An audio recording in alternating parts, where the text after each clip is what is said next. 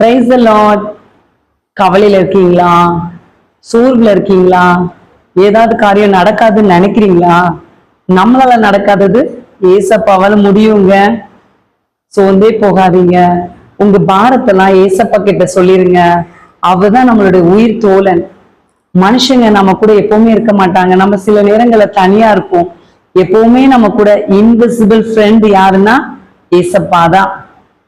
So உங்களுடைய உயிர் தோழனாய் அவங்கள நீங்க வச்சுட்டு அவங்க கிட்ட பேசிக்கிட்டே இருங்க.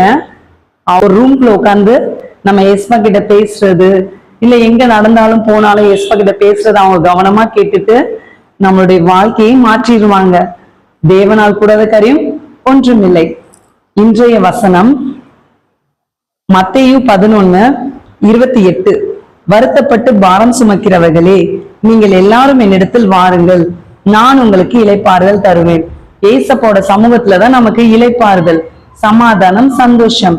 நம்மளுடைய பாரத்தெல்லாம் நம்ம close friend invisible magic man கிட்ட சொல்லிட்டு சந்தோஷமா இருக்கணும். ஓகேவா? அதுக்கப்புறம் சோகமா இருக்க கூடாது. ஏசப்பா பார்த்துப்பாங்க, கவலைப்படாதீங்க. நோயினாலும் ஏசப்பா சுகப்படுத்துறதுக்கு வல்லமை உள்ளவர். அவருடைய ரத்தத்துக்கு வல்லமை உண்டு. எல்லா பாரத்தையும் ஏசப்பா கிட்ட சொல்லிருங்க. சந்தோஷமா இருங்க. ஹாவ் அ பிளஸட் டே. நீங்க கர்த்தரால் ஆசீர்வதிக்கப்பட்டவர்கள்.